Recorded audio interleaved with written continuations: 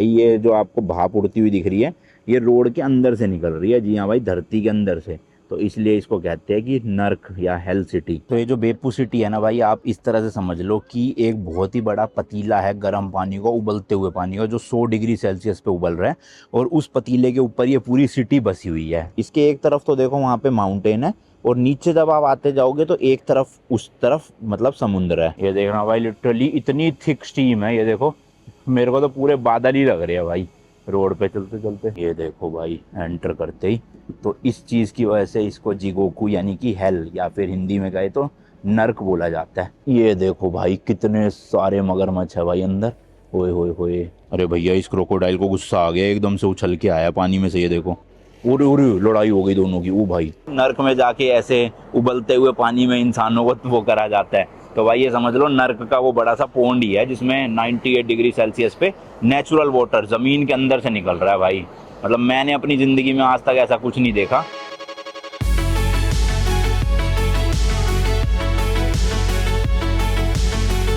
ये भाई अपना होटल है बेपू सिटी में। सुबह तो चेक इन देने से मना कर दिया इन्होंने, कहा 3 बजे का चेक इन है तो तभी आना। बाकी हमने लगेज अंदर ही छोड़ दिया ताकि घूम फिर सके बिना सूटकेस इसके।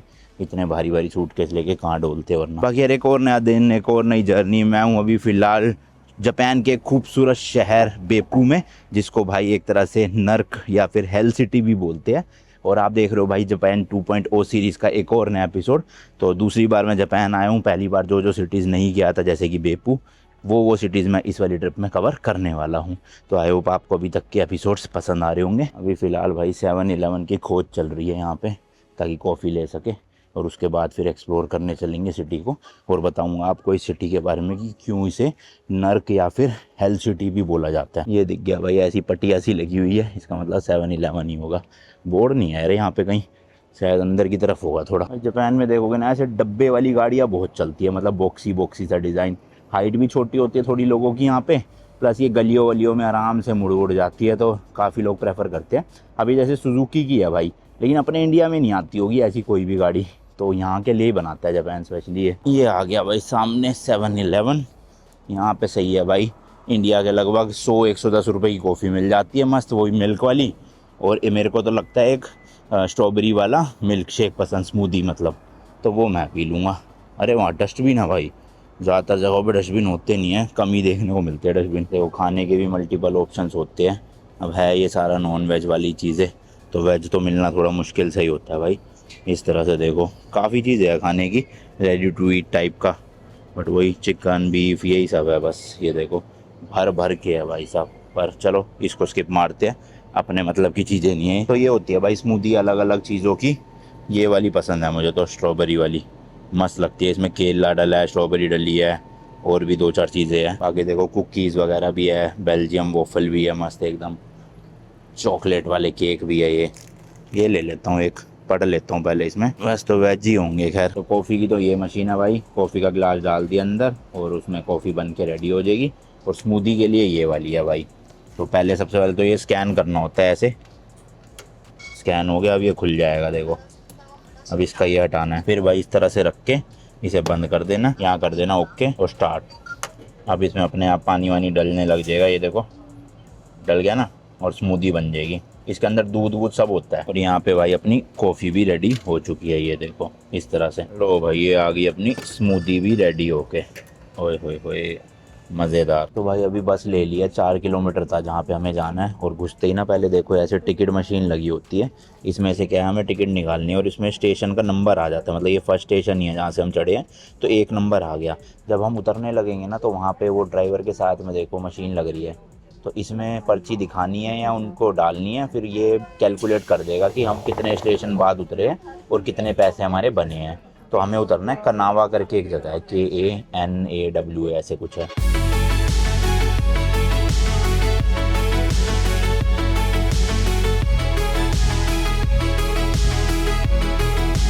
तो भाई ये जो स्क्रीन पे आप नंबर देख रहे हो ना, इससे पता चलेगा आपकी कितनी टिकट बनती है। तो जैसे 1 नंबर मतलब जो फर्स्ट स्टेशन से चढ़ा था जैसे हम लोग, उनके अभी तक 250 येन की टिकट बन चुकी है। जो सेकंड में चढ़ा था उनकी 210 बन चुकी है यहाँ तक की। जो थर्ड से चढ़ा था उसकी 170 बन चुकी है, फिर फोर्थ से भी 170। तो ऐसे ही फिर जहाँ हम उतरेंगे वहाँ देखेंगे कि 1 पे कितना दिखा रहा है, उतने पैसे हमें इस मशीन के अंदर डालने हैं। और अगर हमारे पास एग्जैक्ट चेंज नहीं है तो हम नोट डाल के 1000 का खुले भी ले सकते हैं। तो ये सिस्टम है यहाँ जापान की बस होगा भाई। अब ये मेरे को लग रहा है अभी तो 250 हो चुका है, बट ये मैक्स टू मैक्स 280 जाएगा शायद, 280 से ऊपर तो होगी नहीं टिकट। बाकी लेट्स सी, देखते हैं, आपके सामने ही है जो है भाई। मुझे तो लगा था 280 मैक्सिमम होगा, ये तो अब 350 पहुंच गया भाई। और अभी तो 4-5 स्टेशन हो रहा है, ये तो 500 पहुंचा देगा। बताओ 3 किलोमीटर की बस राइड यहाँ पे सोचो 500 येन हुए तो बहुत महंगी है। 300 रुपये की टिकट लेके तो आप गुड़गांव से अम्बाला पहुँच जाओगे। ये भाई 3 किलोमीटर के ले लिए इतने ज़्यादा। चलो भाई उतर गए और 390 लगी एक बंदे की टिकट यहाँ पर। और मेरे ख्याल से और ये लास्ट स्टॉप था इस बस का। हम ना एक्चुअल में चढ़ना था हमें 41 नंबर बस पे, बट वहाँ पर एक बस स्टॉप पे यहाँ के लोकल आदमी मिल गए। वो कह रहे हैं इस पे चढ़ जाओ, 2 नंबर पे ये भी जाएगी। अब ये भाई बस अंदर ही अंदर से लेकर आई है, बहुत लंबा रूट था। टाइम का तो इतना फ़र्क पड़ा नहीं, क्योंकि जो 41 नंबर बस थी वो आने 20 मिनट वाली थी बात थी, तो उससे पहले ही हम इससे यहाँ से पहुँच गए। बट इसमें मेरे को लग रहा है किराया ज़्यादा लगा है, उसमें शायद 210 या 220 येन लगता, इसमें 390 लग गया। तो ये तो पता चल गया इस बस का सबसे मैक्सिमम जो वो था अमाउंट वो 390 है। और ये देखो भाई, इसकी बात कर रहा था मैं, यहाँ हर जगह भाई ये जो आपको भाप उड़ती हुई दिख रही है ये रोड के अंदर से निकल रही है। जी हाँ भाई, धरती के अंदर से, तो इसलिए इसको कहते हैं कि नर्क या हेल सिटी। अब इसके पीछे का क्या रीज़न है सब कुछ वो डिटेल में बात करेंगे भाई अच्छे से। और ये खाली एक ही जगह नहीं, पीछे भी देखोगे ना मल्टीपल जगह से निकल रही है भाई, और बहुत गर्म भाप है। इतनी गर्म कि लिटरली यहाँ के लोग जो अपनी वेजिटेबल्स है, अंडे है, पानी है, वो इसी स्टीम को यूज़ करके बॉईल करते हैं। सोचो भाई नेचुरल एक तरह से स्टीमर मिल गया इनको। तो भाई चलते चलते पहले तो इस बेपू सिटी के बारे में थोड़ी सी बात कर लेते हैं। इस सिटी का जो टोटल लैंड एरिया वो है भाई अराउंड 125 स्क्वायर किलोमीटर का, और ये जापान के क्यूशू आइलैंड पे है, जो कि भाई जापान का 3rd लार्जेस्ट आइलैंड है। ये सिटी ना पूरी ऐसे स्लोप में बनी हुई है, ऊपर आप देखोगे ना चढ़ाई चढ़ते हुए है ना, इसके एक तरफ तो देखो वहाँ पे माउंटेन है, और नीचे जब आप आते जाओगे तो एक तरफ उस तरफ मतलब समुद्र है। पॉपुलेशन की बात करें तो भाई अराउंड 1.2 लाख लोग रहते हैं इस पूरी सिटी में।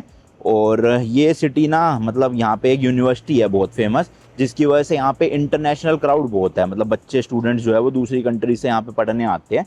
तो इस सिटी में आप देखोगे यंगस्टर्स की पॉपुलेशन ज़्यादा दिखेगी एज़ कम्पेयर टू थोड़े बूढ़े लोग। वैसे आप जापान देखोगे ना तो जापान में भाई बूढ़े लोगों की पॉपुलेशन बहुत ज़्यादा हो चुकी है इस टाइम पे।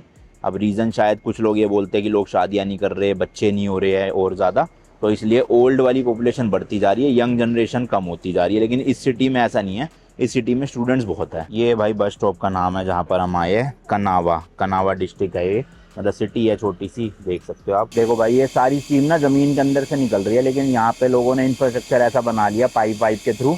अरे भैया ये देखो ना, मुँह पे आई मेरी, इतनी गर्म सी, ये देखो क्या क्या बना रखा है। तो ये ज़मीन में से यहाँ से निकल रही है, फिर इन पाइपों के थ्रू होते हुए जहाँ लोगों को जो यूज़ करना है उसका यूज़ कर रहे हैं। ऐसी देखो वहाँ भी, तो मतलब लिटरली यहाँ आप चलोगे ना ऐसा लगेगा भाई बादलों के बीच में से निकल रहे हो। देखो चारों तरफ भाई भाप ही भाप। किसी को अगर जुकाम वुकाम हो तो भाई शहर में आ जाओ, मस्त भाप ले लेके सही हो जाएगा। मेरे को भी थोड़े से टॉन्सिल फील हो रहे थे कल, तो अच्छा है यहाँ पे स्टीम लेता रहूँगा ना आज तो बेटर फील होगा। ये देखना भाई लिटरली इतनी थिक स्टीम है, ये देखो मेरे को तो पूरे बादल ही लग रहे हैं भाई रोड पे चलते। और ये पूरा रास्ता भाई चढ़ाई का ही है देखो। तो अभी हम एक तरह से वो जो पहाड़ है ना वोल्केनो वाला, उसकी तरफ चढ़ रहे हैं। देख रहे हो पूरा इंफ्रास्ट्रक्चर बना लिया इन्होंने ऐसे पाइप लगा के। होता क्या था ना, पहले जब बिल्कुल ज़मीन के यहाँ से निकलती थी ना भाप, तो लोगों का रहना मुश्किल हो जा रहा था, एकदम से हीट इतनी प्रोड्यूस हो जाती थी यहाँ पे। तो इन्होंने अब थोड़ा सा पाइप लगा के हाइट बढ़ा दी है, ताकि स्टीम ऊपर के ऊपर निकल जाए, इनके घरों के आसपास गर्मी ना क्रिएट करे। तो ये आइडिया था भाई। जगह जगह से देखो आवाज़ें आ रही है इसमें, पानी की भी और कुछ जगह से भाप की आवाज़ आ रही है। ये देखना भाई साहब लिटरली पूरे बादल ही लग रहे हैं भाई, बहुत ही ज़्यादा थिक है ये तो। ओए देखना गजब।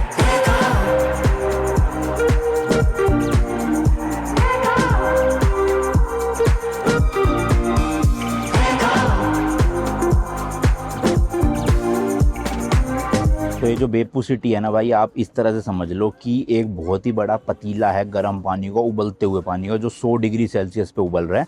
और उस पतीले के ऊपर ये पूरी सिटी बसी हुई है, मतलब ज़मीन के अंदर एक बहुत बड़ा पतीला सा है। और बेपू ना भाई वर्ल्ड की 2nd लार्जेस्ट ऐसी सिटी है जहाँ पे इतने ज़्यादा नंबर ऑफ हॉट स्प्रिंग्स हैं। फर्स्ट पे एक USA की कोई सिटी आती है बट अगर आप देखोगे रहने लायक जगह जहाँ पे लोग रहते भी है तो वो सबसे नंबर 1 पे बेपू ही आती है। और ये जो पूरी हीट है ना भाई, ये जनरेट हो रही है पास में ही एक माउंटेन है जिसका नाम है टीसुरुमी माउंटेन। ये बेसिकली एक वोल्केनो भी है जो कि भाई जो अंडरग्राउंड वाटर है ना उसको गर्म करता रहता है, और ये 100 डिग्री तक गर्म हो जाता है, और इसलिए इतना ज्यादा प्रेशर बन जाता है जमीन के अंदर कि ये जो स्टीम है ना भाई, ऐसे जहां से भी जगह मिलती है वेंट से, दरारों से, कहीं से भी निकलना शुरू हो जाती है। तो इसलिए यहाँ पे ना भाई ऐसा इंफ्रास्ट्रक्चर बनाया हुआ है कि अंडरग्राउंड पाइप बिछा दिए है, टनल्स बना दिए, वेंट बना दिए, जिसकी वजह से ये जो प्रेशर बन रहा है ना जमीन के अंदर ये बाहर निकल सके, वरना तो भाई इतना प्रेशर से जमीन ही फट सकती है।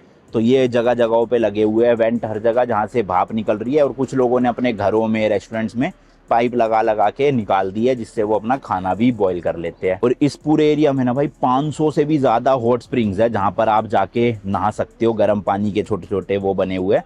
कुछ पेड है, कुछ पब्लिक वाले बात भी है फ्री, बट मुझे ऐसा लग रहा है कि भाई जो पब्लिक वाले होंगे उनमें जैपनीज वही वाला कल्चर होगा कि आपको फुल कपड़े उतार के नहाना पड़ेगा नेकेड। तो हमें तो बहुत शर्म आती है भाई, यहाँ का कल्चर में है ये चीज़। जैसे कल हम जिस क्रूज़ से आए हैं उस क्रूज़ में भी एक ऐसी ग्रैंड बात करके था जहाँ पे मतलब आदमियों का अलग होता है, औरतों का अलग होता है, और सब लोग एक साथ बैठ के नहाते हैं। मतलब आदमी आदमी अलग नहाते हैं, और कपड़े कुछ भी नहीं पहनने होते, इवन आप अंडरवेयर भी नहीं पहन सकते वहाँ नहाने के लिए। तो हमें तो थोड़ा सा अजीब लग रहा है भाई, इसलिए शायद हम ना भी जाए, पर लोग दूर दूर से आते हैं यहाँ पे ये हॉट स्प्रिंग्स को एंजॉय करने के लिए। तो इस सिटी में ना भाई 7 हेल करके 7 अलग अलग जियोथर्मल वाले हॉट स्प्रिंग्स हैं, जिन्हें यहाँ की लोकल लैंग्वेज में जिगोकू बोलते हैं। और ये जो 7 हॉट स्प्रिंग है ना, ये एक्चुअल में नहाने के लिए नहीं है, ये देखने के लिए है। और सातों के सातों ना वॉकिंग डिस्टेंस पे ही है एक दूसरे के, बट सातों के अंदर जाने की अलग अलग टिकट लेनी पड़ती है आपको। तो देखते हैं कोई कंबाइंड टिकट सस्ता ऑफर यहाँ मिलता है नहीं मिलता, वरना जो 2-3 मेन है ना सिर्फ वही देखेंगे, वरना ज़्यादा खर्चा हो सकता है। मेन ही देखो, और क्या करना है। हमारे रास्ते में भाई सबसे पहले तो यही दिख गया हमें, ओनियामा जिगोकू। तो ये क्रोकोडाइल पार्क है बेसिकली, और क्रोकोडाइल पार्क क्यों नाम है वो मैं आपको जरा अंदर जाके ही बताऊंगा।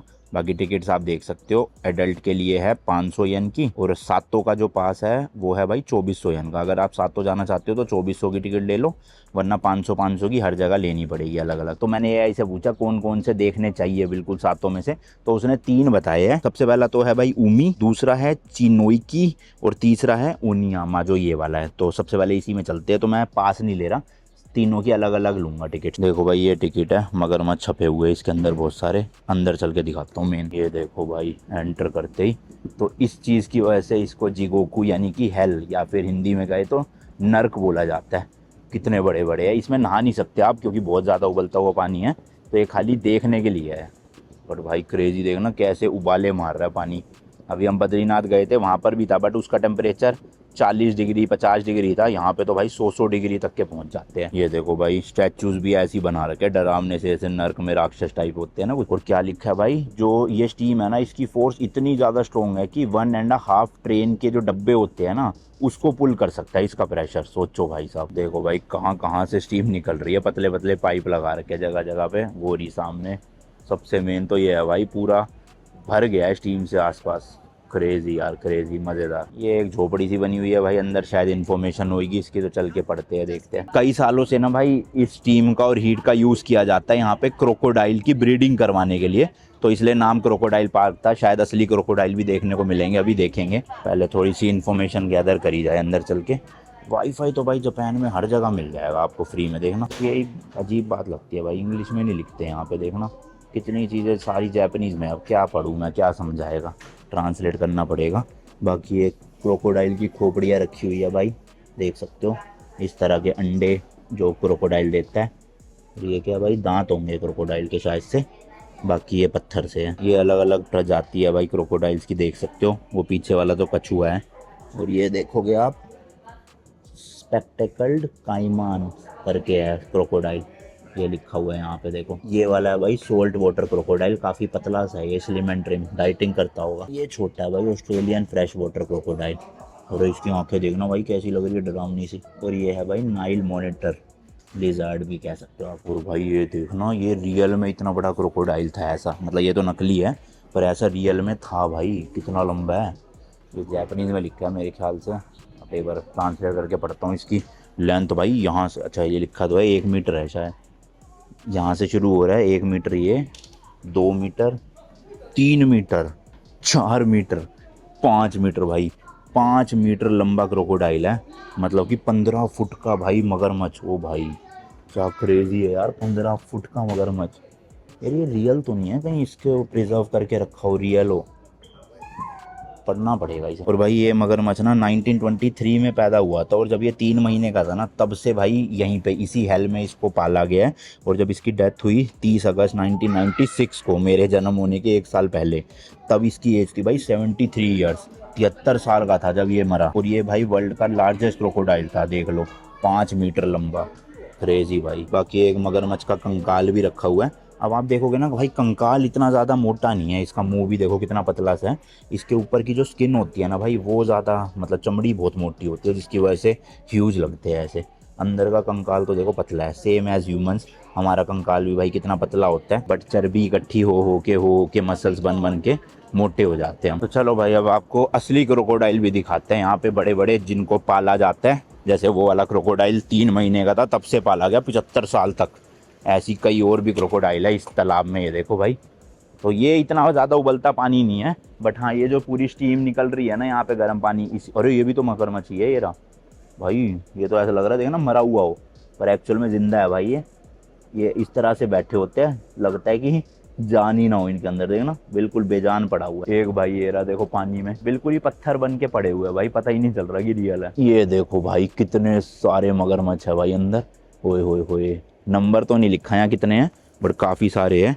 एक तो देखो ये बैठा हुआ है बिल्कुल सामने, और इस तरह से इन्होंने लोहे की भी जाल वो बना रखा है, और ऐसे रस्सियाँ भी लगा रखी है, ताकि ऑब्वियसली कोई किसी को काट के खा ना जाए, मतलब क्रोकोडाइल इंसानों को ना खा जाए। वो अलग बात है भाई, थाईलैंड जैसे देश में इंसान क्रोकोडाइल को मार के काट के ऐसे ग्रिल पे लगा के खाते हैं। ये देखो भाई कितना बड़ा है, बिल्कुल ही नहीं हिल रहे भाई, दुत पड़े हुए जैसे नशा करके। अरे भैया इस क्रोकोडाइल को गुस्सा आ गया, एकदम से उछल के आया पानी में से। ये देखो भाई, लोगों को देख के खुश नहीं हो रहा है ये, आंखें देखना कैसे फाड़ रखी है इसने भाई साहब। ये रात में दिख जाए तो बंदे की तो वैसे ही जान निकल जाए, इतना खूंखार सा लग रहा है। देखो लिखा भी है भाई, फ़ोन को जाली के अंदर मत डालना, ना हाथ अंदर डालना, क्योंकि भाई ये उछल के खा भी जाते हैं। तो बस यहीं से देख लो भाई, मैं भी ज़्यादा नहीं डालूँगा। ये देखो ये निकला पड़ा इसका मुँह, कैसे देखना, स्लैंट जैसे स्लोप वाली पोजीशन में खड़ा है, वो ये चल पड़ा। ये रहा भाई, इस वाले मगरमच्छ को देखना, मुंह खोल के खड़ा हुआ, और कितना तोंदूस है, खाता रहता होगा पूरा दिन, लग रहा है पेटू बन गया बिल्कुल। और मुंह हिल भी नहीं रहा इसका जरा सा भी, बिल्कुल स्टेबल है, ऐसा लग रहा है भाई जिंदा ही ना हो। कैसे कर लेते हैं भाई। चल पड़ा भाई, चल पड़ा, एक तो चल पड़ा, कह रहा बहुत रेस्ट कर लिया, अब थोड़ा सा चल के देखता हूँ। ये देखो, हाँ भाई पहलवान कितने चल दिया, पानी में जा रहा है शायद से। और ऐसे देखो छोटे छोटे बने हुए साइडों में भी ना, अलग अलग कुछ, मतलब मगरमच्छों को अलग रख रखा है। जैसे यहाँ देखो, ये पूरे इसमें एक ही मगरमच्छ है, ये रहा, मोटू है ये भी काफ़ी ज़्यादा, इस पूरे इसमें देखो, और कोई मगरमच्छ नहीं रखा, शायद ये लड़ता होगा सबसे, इसलिए इसको अलग रख दिया। यहाँ से देखो भाई, मस्त दिख रहा है आपको। और इनकी चमड़ी देखो भाई, कैसी बिल्कुल हार्ड चमड़ी होती है, और पता नहीं भाई कैसे, बिल्कुल मतलब ऐसा लग रहा है जान प्राणी ना हो, लाश पड़ी हुई है, हिल भी नहीं रहे, पंजे तक भी नहीं हिला रहा जरा सा भी, कुछ ना सांस लेते हुए फील हो रहा कि सांस ले रहा होगा। ये भी चल रहा है भाई, देखो पानी में जा रहा है धीरे धीरे। जा भाई जा, जी ले अपनी ज़िंदगी तू भी, हैं, हम देखने आए तेरे को, तू मस्ती मार रहा है पानी में जाके। ओ ले गया भाई। मतलब सारे आलसी नहीं है भाई, थोड़े बहुत तो है एक्टिव। उसके साथ वाला देखो कितना तेज चल रहा है, वो देखो, उरे उरे लड़ाई हो गई दोनों की। ओ भाई, वो कह रहा पानी में कैसे आ गया वे, वापस जा अपनी ज़मीन पे। लड़ रहे हैं भाई, एक ही घर में रह के ये भी लड़ते हैं, देख लो। ओरे ओरे ओरे भैया, क्या हो गया। ओ भाई, दोनों लड़ पड़े। इसको देखो भाई, मुंह खोल के उबासियाँ मार रहा है, कर दिया बंद। चलो भाई जा पानी में। भाई खतरनाक ही लग रहा है सही में। मैंने लास्ट टाइम पता नहीं, शायद दिल्ली वाला जो जू है ना, वहाँ देखे थे मगरमच्छ, बहुत छोटा था मैं, पता नहीं अब है कि नहीं है वहाँ। और यहाँ तो भाई बहुत ही सारे हैं, तो आना भाई इस वाले में तो ज़रूर, काफ़ी अच्छा एक्सपीरियंस रहेगा। 500 येन का मतलब भाई इंडिया के लगभग 300 रुपीज़ की टिकट है पर पर्सन, तो मिस मत करना। तो इन मगरमच्छों की भाई जब सर्विसिंग करनी होती है, तो ये गेट बना हुआ है, इसमें से जाते हैं यहाँ का स्टाफ, और सर्विसिंग मतलब नहला धुला के जो भी करना होता होगा, या कोई बीमार पड़ गया मगरमच्छ उसको ठीक करना हो। और भाई जाते कैसे होंगे, खा नहीं जाते होंगे जो भी अंदर जाएगा। इतने सारे मगरमच्छ है, कम से कम 20-25 मगरमच्छ तो इसी वाले में है। फिर ये जो छोटे छोटे, इनमें भी एक एक दो दो, 50 से तो ऊपर ही होंगे, 50 भी कम ही बोल रहा हूँ, ज़्यादा होंगे 50 से, और बड़े बड़े है भाई खूब। मतलब कुछ कुछ तो मेरे को लग रहा है 10-10, 15-15 फुट के भी है। बस यही शिकायत है भाई, इतना टूरिस्ट आता है यहाँ पे तो इंग्लिश में भी लिखो, जापानीज में लिखो नो डाउट, पर इंग्लिश में भी लिखो ना, समझ तो आए हमें।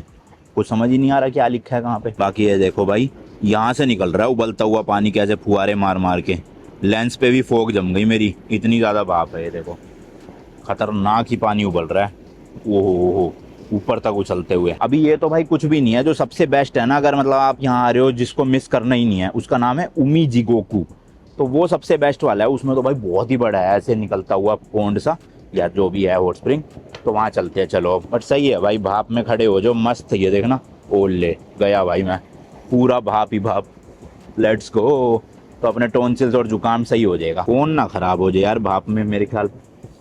मुझे तो मज़ा आ रहा है बहुत, क्योंकि ये गरम गरम है, हवा ठंडी चल रही है, तो एकदम से गरम ठंडे का फील हो रहा है, मज़ेदार। चलो जी चलो, चला जाए नेक्स्ट के लिए। वो सामने था भाई क्रोकोडाइल वाला, जो जिसका नाम है ये देखो भाई, क्रोकोडाइल पार्क या फिर ओनियामा जिगोकू।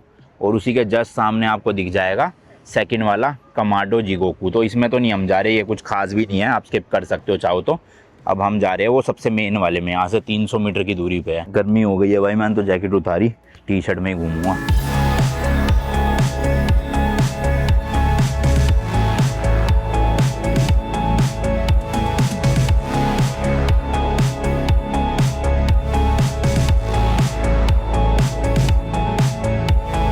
ये आ गया भाई सामने उमी जिगोकू। तो यहाँ जाना है, इसकी भी टिकट शायद 500 की होगी। और इसी के जस्ट सामने भाई इंडिया का फ्लैग दिखा मुझे, तो इंडियन रेस्टोरेंट भी है, नाम है अवतार इंडियन रेस्टोरेंट, सेकंड फ्लोर पे।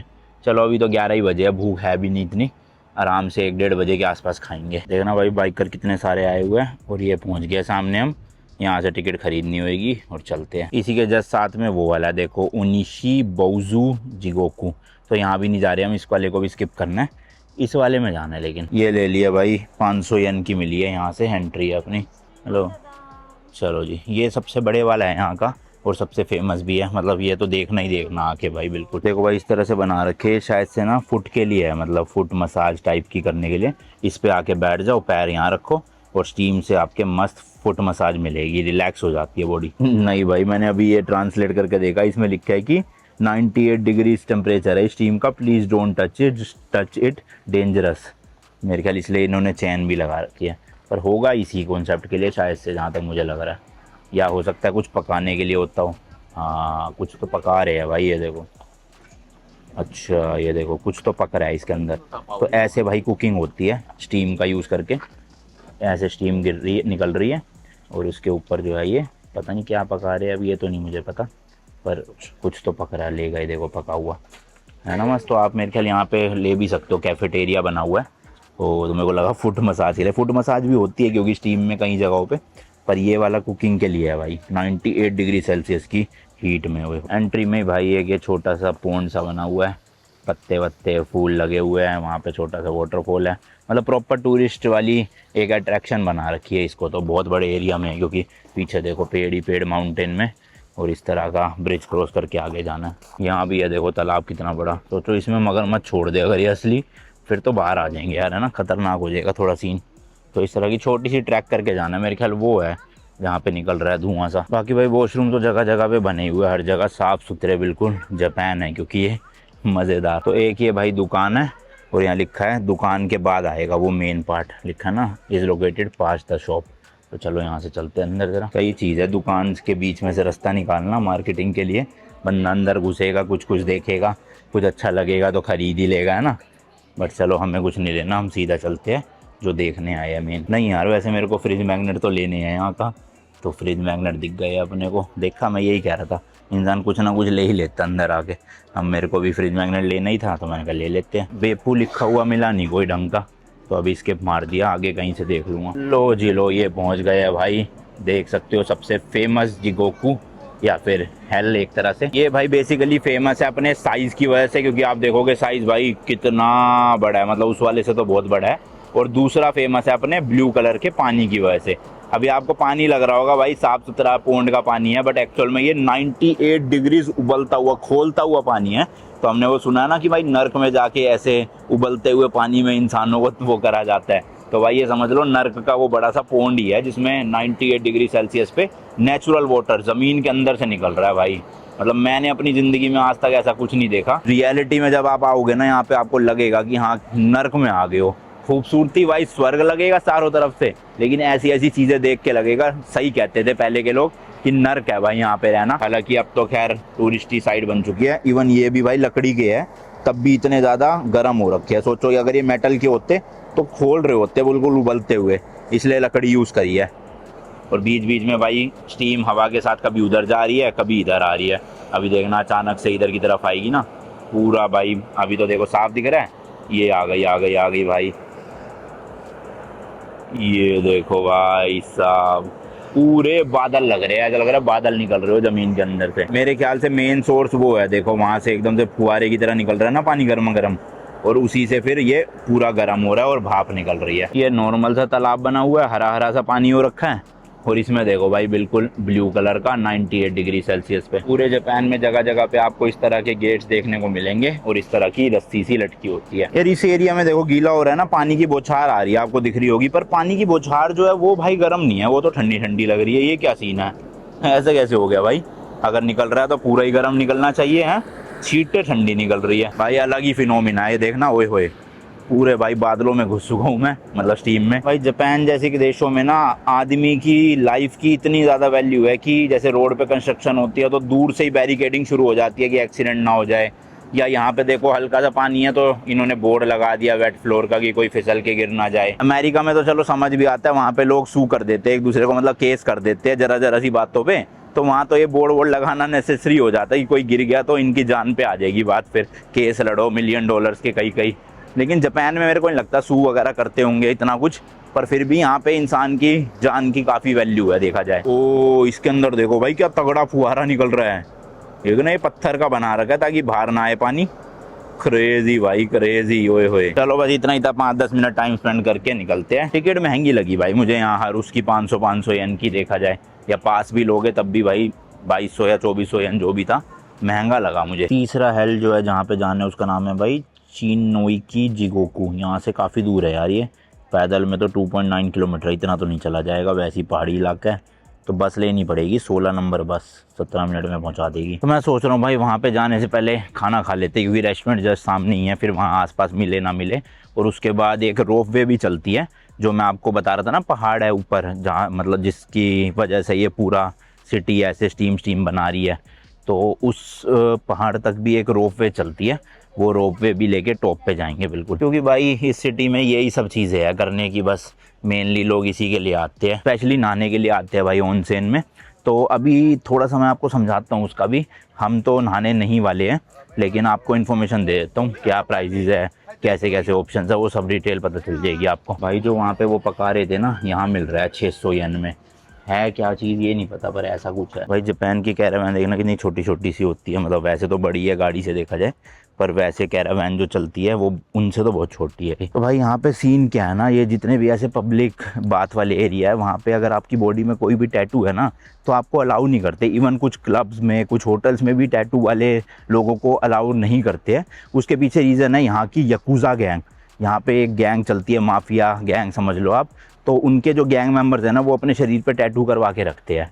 तो इसी रीज़न की वजह से टैटू वाले लोगों को ना मतलब एंट्री नहीं मिलती बहुत जगहों पे। और वैसे भी जापान में ऐसा मतलब थोड़ा बुरा माना जाता है कि अगर किसी की बॉडी पे टैटू है तो अच्छा सिंबल नहीं होता वो। तो अगर आपके भी बॉडी पे टैटू है एज अ फॉरेनर तो आप किसी पब्लिक बात में नहीं जा सकते जहाँ पे बहुत सारे लोग होते हैं। उस केस में आपको अपने लिए प्राइवेट वाला बुक करना पड़ेगा, जो स्पेशली सिंगल या फिर मतलब एज अ कपल आ रहे हो उनके लिए प्राइवेट होता है। उसके अंदर और कोई नहीं होगा, सिर्फ आप 2 ही लोग होंगे। तो उसमें आपकी बॉडी पे टैटू है भी तो कोई दिक्कत नहीं है भाई, अलाउड रहता है। बट अभी प्रॉब्लम क्या है ना भाई, यहाँ पे हो रही है गर्मी बहुत ज़्यादा, और गर्मी में इतनी गर्म पानी में बैठना भैया मेरे तो मतलब दिल नहीं मान रहा है। वैसे अगर आप चाहो तो कर सकते हो, 2000, 2500, 3000 येन में आपको प्राइवेट वाला मिल जाता है। और जो पब्लिक वाले कुछ मेरे ख्याल फ्री भी है और कुछ काफ़ी सस्ते वाले भी है, तो आपकी चॉइस है। बड़ा ही खाली खाली सा शहर है, ज़्यादा गाड़ियाँ वाड़ियाँ हैं नहीं। देखो इंफ्रास्ट्रक्चर काफ़ी बढ़िया है, रोड वगैरह काफ़ी अच्छी है, पर इतनी गाड़ियों नहीं है यहाँ पे। ओ मैकडी भी है, वाओ मैन, ये रहा बरिस्ता। ये पहुँच गए भाई इंडियन रेस्टोरेंट, होपफुली खुला हो ये। 2nd फ्लोर पे जाना है हमें। वो है सामने वाली बिल्डिंग में। देखो गणेश जी भी बना रखे हैं इन्होंने। टाइमिंग है भाई सुबह 11 बजे से रात को 10:30 बजे तक। भाई मेरे ख्याल इनके पास बुफे वाला सिस्टम भी है, बट ठीक है चलो, हम तो ऑर्डर करके ही खाएंगे जो लेना होगा। गर्मी सी कर रखी है, एसी बोलना पड़ेगा चलाए। भाई नान वान तो सब है और सस्ता ही है देखा जाए, ओसाका से भी। प्लेन नान 360 येन का है, गार्लिक नान 560 येन। बाकी सब्जी में देखोगे चिकन विकन ज़्यादा दिख रहा है भाई मेरे को। वेज करी है बस एक, और क्या है, मशरूम करी है, दाल करी है और पालक की सब्जी भी है।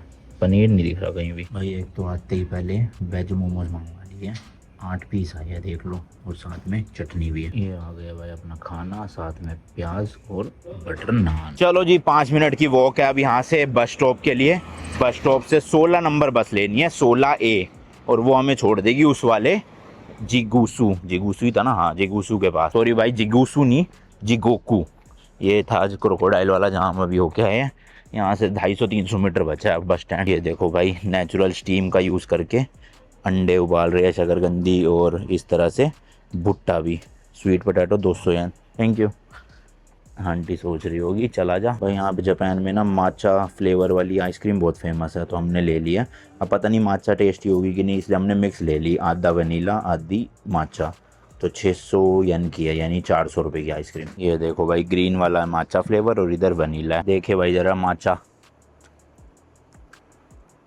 अच्छा है भाई, मीठा भी प्रॉपर है। मेरे को लगा थोड़ा कड़वा कड़वा ना हो, पर सही है भाई। काफ़ी साफ़ सुथरा शांत सा शहर है, मतलब टूरिस्ट ही दिखेंगे ज़्यादा आपको, लोकल लोग तो है ही नहीं।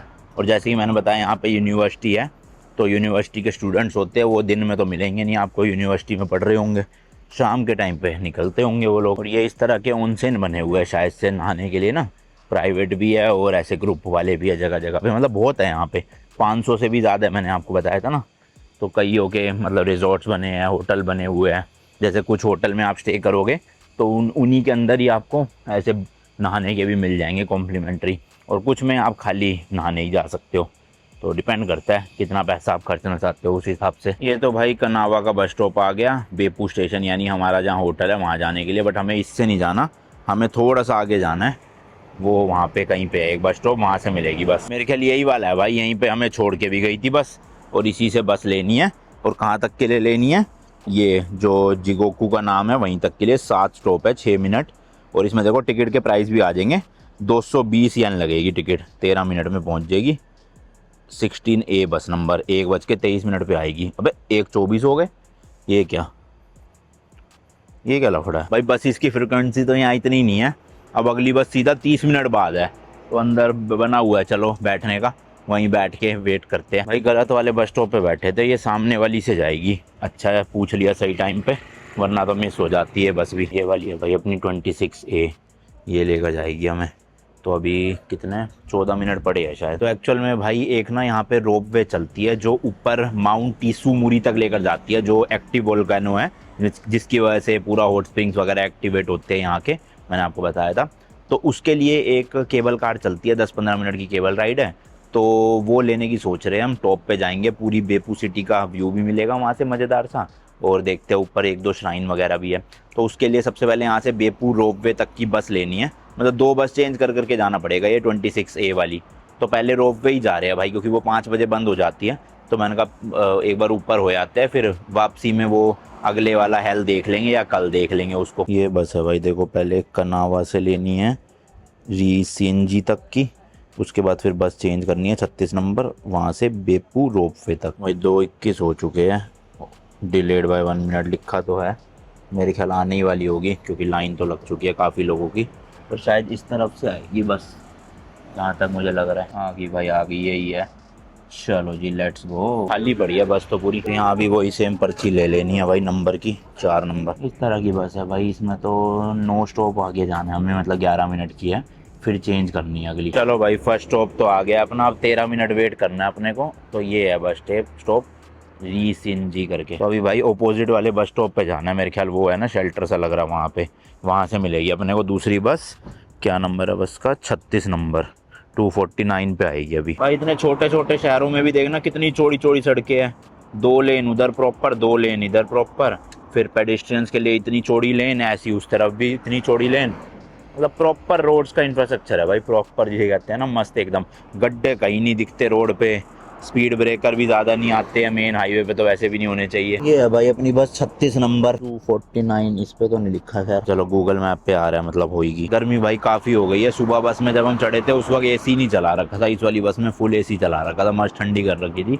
तो इसलिए मैं कह रहा था भाई गर्मी में कौन ही जाएगा ऑन सेन, इतना गर्म पानी, ऊपर से गर्मी, हालत ख़राब हो जाएगी। लो भाई लो, आ गई है 36 नंबर बस फाइनली। चलो जी लेट्स गो। 4 लोग ही है बस हम यहाँ चढ़ने वाले। पहुँच गए भाई, छठे स्टेशन से चढ़े थे। 360 यन बना है इसका एक बंदे का। और ये तो बिल्कुल पहाड़ी के ऊपर ले आया, ऐसा लगा कहीं से हिल स्टेशन में आ गया हूँ मैं। और वो देखो सामने बेपू रोप वे, वहाँ पे जाना है हमें। और वो जो रस्सियाँ दिख रही है आपको, वो रस्सी ऊपर ले जाएगी हमें, वो माउंटेन के टॉप पे देखो वहाँ पर। ओ भाई साहब काफ़ी दूर है ये तो भाई, मस्त व्यू आएगा। और वापसी की बस अपने को यहाँ वाले बस स्टेशन से मिलेगी। तो चलो भाई चढ़ चढ़ के जाते हैं ऊपर तक और टिकट खरीदते हैं। कितने की है यहाँ पहाड़ी के ऊपर तो थोड़ा बेटर है भाई, टेम्परेचर इतना ज़्यादा हाई नहीं है, हवा भी बढ़िया चल रही है, देखो पेड़ हिल रहे हैं पूरे भाई। भाई देखो ऐसा व्यू आएगा ऊपर से।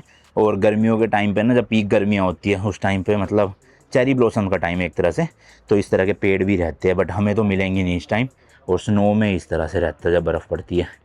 तो देखते हैं भाई कितने की टिकट है, मेरे ख्याल 2000 के आसपास की है एक बंदे की। लॉकर भाई हर जगह होते हैं, कॉइन लॉकर, अपना सिक्का डालो, लॉकर यूज़ करो, मतलब सामान रखो, चाबी लगाओ और ले जाओ। ये है भाई टिकट काउंटर। 3:20 की है यहाँ से, यानी सिर्फ 7 मिनट ही बचे हैं भाई। ये तो कह रहे हैं कार्ड लेंगे ही नहीं, कैश ही देना पड़ेगा। और 1700 येन की एक टिकट है शायद। अब इतना कैश भी नहीं है अपने पास, ये तो दिक्कत हो गई। ये टिकट है भाई, देख सकते हो आप, 1 राउंड ट्रिप है 1800 की येन की एक बंदे की, आना जाना है ये। भाई आज तो कमाल ही हो गया, आप भी विश्वास करोगे नहीं, मुझे भी विश्वास हो नहीं रहा, बट हो गया अब एक्चुअल में। तो अभी फ़िलहाल 3:40 वाली मिली है फेरी, और फेरी कह रहा हूँ रोप वे। तो अभी बोर्डिंग होने में है 5-10 मिनट।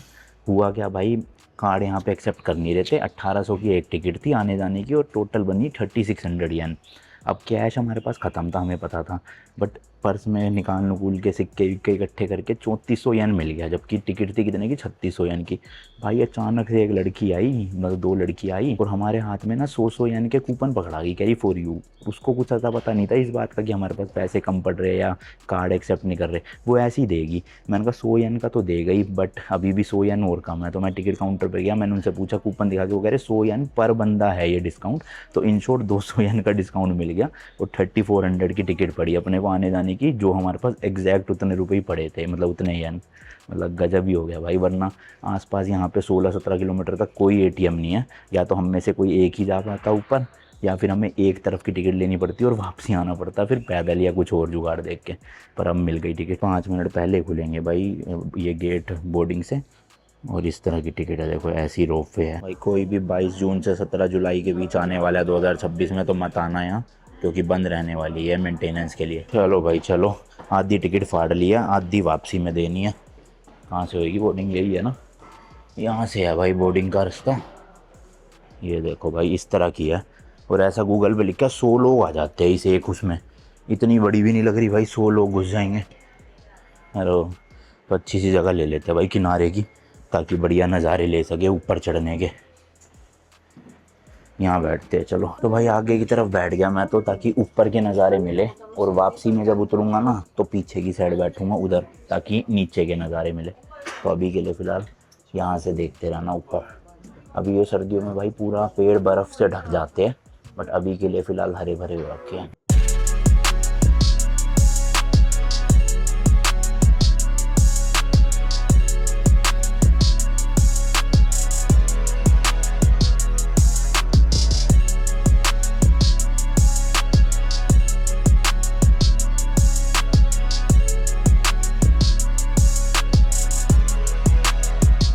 पहुंच भी गए, 10 मिनट की राइड थी, 3:40 पे चली, 3:50 पे पहुंचा दिया। Let's go ji let's go. और वापसी की लास्ट ये बता रहे हैं 5:30 पे है, तो बहुत टाइम है अपने पास आराम से। ये ऊपर वाला स्टेशन है भाई, वेंडिंग मशीन लगी हुई है इस तरह से, देखो सोवेनिर्स वगैरह मिल रहे हैं। ये जाने के लिए रेडी होंगे लोग। चलो हम ज़रा बाहर की तरफ चलते हैं। ये देखो भाई यहाँ से नज़ारे होए सारी पहाड़ियाँ ग्रीन ग्रीन ग्रीन दिख रही है। हालांकि बिल्कुल क्लियर वेदर नहीं है, थोड़ा धुंधला धुंधला सापन है देखो, है ना, बट फिर भी ठीक ठाक सा दिख रहा है भाई यहाँ से। वो शहर है सामने, कितने छोटे छोटे घर लग रहे हैं भाई। अराउंड भाई 1300 मीटर की हाइट पे है।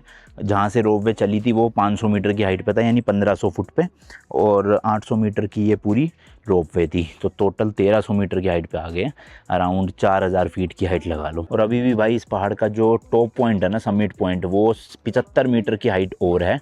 मतलब 75 मीटर डिस्टेंस नहीं, 75 मीटर हाइट।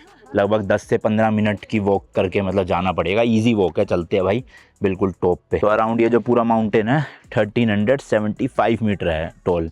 और एक्टिव वोल्केनो, जैसे कि मैंने बताया, इसी माउंटेन की वजह से जितने भी नीचे हॉट स्प्रिंग्स है वो काम करते हैं, क्योंकि यही माउंटेन की हीट जो है वो अंडरग्राउंड वाटर को गर्म करती है, और इतना गर्म कि 100 डिग्री तक पहुंचा देती है। ये देखो भाई, ये रोपवे वाली बिल्डिंग के भी आप टॉप पे जा सकते हो ऊपर, वहाँ से और तगड़ा नज़ारा मिलेगा।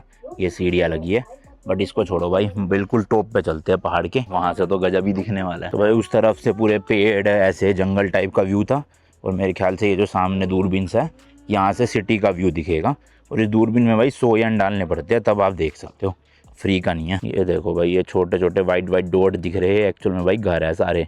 कितनी ऊंचाई पे सोचो, और ये पूरा समुद्र है एकदम मस्त। मैंने बताया था ना, एक तरफ पहाड़ है इस सिटी के और एक तरफ समुद्र। तो पहाड़ पे हम खड़े हैं और उसके सिटी के दूसरी तरफ पूरा समुद्र है। ये देखो भाई, इन्हें याद नहीं आ रहा मुझे क्या बोलते, हाँ तोरी तोरी गेट्स बोलते थे इन्हें। हर जगह मिलेंगे आपको जापान में ना ये। तो छोटी छोटी देखो श्राइन बनी हुई है वर्कशिप करने के लिए यहाँ पे। तो अभी फ़िलहाल ये स्किप करके आगे चलते हैं ट्रैकिंग की तरफ। 10 मिनट के आसपास लगना चाहिए टॉप पे जाने में, और हम एक माउंटेन के समिट पे पहुँच जाएंगे। सोचो, मैं देख रहा हूँ ऐसे पतले पतले रास्ते निकल रहे हैं बिल्कुल। ऐसे रास्तों से ही ऊपर जाना है ट्रैक करके। ये क्या बंद कर रखा है क्या रास्ता? नहीं, मेरे हिसाब से तो बंद कर रखा है ट्रैकिंग का। ये देखो रस्सियाँ लगा रखी है, आगे रास्ता तो है पर बंद क्यों करा इन्होंने? और कोई रास्ता दिख नहीं रहा। छोड़ो फिर, यहीं से लेते हैं नज़ारे, क्या करना ऊपर। भाई नज़ारे तो बढ़िया आ रहे हैं यहाँ से। वही है, अगर वेदर बिल्कुल मतलब आसमान क्लियर होता ना तो और ज़्यादा मज़े आ जाते, पर अभी थोड़ा थोड़ा धुंधलापन है ये देखो। बट ओवरऑल अच्छा है काफ़ी। यहाँ ऊपर टेम्परेचर थोड़ा ठंडा हो रहा है भाई, हवा भी चल रही है ना, तो ठंड सी लग रही है। नीचे तो बहुत गर्मी हो चुकी थी। एक ये लेक है देखो बीच में भाई, क्या मस्त लग रही है, ब्लू ब्लू। और उधर की तरफ वो पूरी सिटी है। चलो इतना ही था बस यहाँ। चलो जी, वापस चलने का टाइम आ गया है, और अभी नीचे उतर के सीधा होटल ही जाएंगे भाई, क्योंकि सुबह से निकले पड़े हैं, शाम को 5 बजने वाले हैं। जो एक हेल रह गया था वो कल एक्सप्लोर करेंगे, और फिर उसके बाद ट्रेन लेके निकल जाएंगे नागासाकी के लिए। फ्रिज मैग्नेट मिल गई अपने को भाई, 440 येन की है। इस तरह से देखो, थर्मोमीटर ही बना हुआ, नकली होगा ऑब्वियसली ये। और ये बेपू की रोपवे भी है भाई। यहाँ तो कार्ड चल गया, चलो शुक्र है, वरना तो कैश बचा ही नहीं था। अभी एक और समस्या भाई, नीचे तक तो चले जाएंगे, लेकिन रोपवे वाले स्टेशन से लेके अपने होटल तक बस में कैसे जाएंगे? उसके लिए भी तो कैश चाहिए। पर मुझे जहाँ तक याद है उस बस में कार्ड भी टैप कर सकते थे आप, क्रेडिट कार्ड डेबिट कार्ड। तो देखेंगे भाई। ये देखो भाई, छोटी छोटी साइकिलें मिल रही है। ये देखो भाई, मगरमच्छ का अंडा भी मिल रहा है, शायद नकली होगा ऑब्वियसली। चलो जी, 4:40 वाली पे जा रहे हैं हम नीचे, और लास्ट जाती है यहाँ से 5:30 बजे, जैसे कि मैंने बताया। अब नीचे उतरते वक्त शायद से और अच्छे नज़ारे आएंगे, लेट्स सी बाकी। और मेरे ख्याल ऊपर आने की लास्ट 5 बजे की है शायद से, ताकि आधा घंटा तो मिले बंदे को। तो इस हिसाब से चलता है सीन। यहाँ खड़े होंगे भाई, ताकि बढ़िया नज़ारे ले सके नीचे के।